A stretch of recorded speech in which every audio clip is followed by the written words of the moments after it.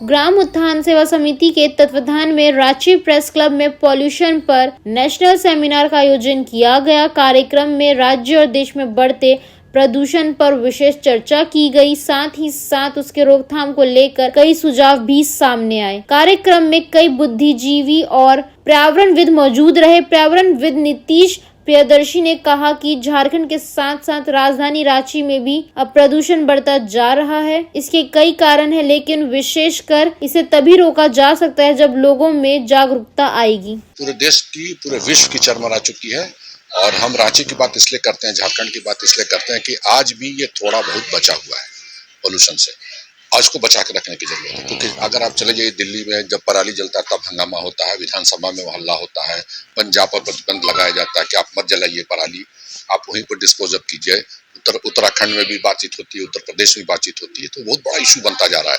लेकिन हमारा रांची आज भी इस मामले में थोड़ा सा सेफ है, क्योंकि रांची से 10 किलोमीटर बाहर निकलते जंगल आ जा रहा है, तो कम से कम उसका इम्पैक्ट हमारे शहर में पड़ता है। तो उस हिसाब से पोल्यूशन अभी भी थोड़ा हमारा कम हो रहा है। लेकिन हाँ, एक पहले रांची को हिल स्टेशन के रूप में माना जाता था। बिल्कुल कहा जाता था कि यहाँ लोग जो है गर्मियों की छुट्टी मनाने के लिए आते हैं, लेकिन ऐसी बात नहीं है। तो क्या कुछ कहना चाहेंगे रांची वासियों के? कई तालाब जो है विलुप्त होते चले जा रहे हैं, तो नक्शा में है, लेकिन धरातल में आप देखें तो है नहीं। बहुत सारे ऐसे चीजें हैं, चाहे स्वर्णरेखा नदी की बात करें। आपके प्रश्न में ही सारा जवाब है कि रांची पहले ग्रीष्मकालीन राजधानी था, जब अंग्रेजों का समय था, ब्रिटिश मैंने झारखंड और बिहार यूनाइटेड, और लोग बाहर से आते थे स्वास्थ्य लाभ के लिए। अब ठीक उल्टा हो गया, लोग बाहर जाते हैं स्वास्थ्य लाभ के लिए। तो रांची इस मामले में अभी भी अब जो है वो रांची नहीं रही, और उसका कारण सबसे बड़ा क्या है कि जैसे उन्होंने कहा कि तालाब का कम होना, नदियों का छोटा हो जाना। तो जो हमारा जल चक्र होता था, जो गर्मियों में बारिश देकर मौसम को ठंडा रखता था, वो बंद हो गया। अब तापमान 42 तक चला जाता है, बारिश नहीं होती है। अब सवाल सबसे बड़ा चीज क्या है कि जब बारिश ही नहीं होगी तो मौसम कूल कैसे रहेगा। दूसरा क्या है कि हम जंगल हटाते जा रहे हैं। आजादी के समय में रांची डिस्ट्रिक्ट काफी बड़ा था, करीबन 52% जंगल का कवरेज एरिया था। अब घट के आपका 19 से 21 में आ गया है प्रतिशत में। तो जो जंगल हमारा था वो तापमान को कंट्रोल करता है, वो हमारा खत्म हो गया। बारिश को कंट्रोल करता है, वो खत्म हो गया। नदी को पानी देता है, वो खत्म हो गया। तो कहीं ना कहीं रांची, झारखंड, पूरा शहर इस तरीके से हमारा डिस्टर्ब होता जा रहा है।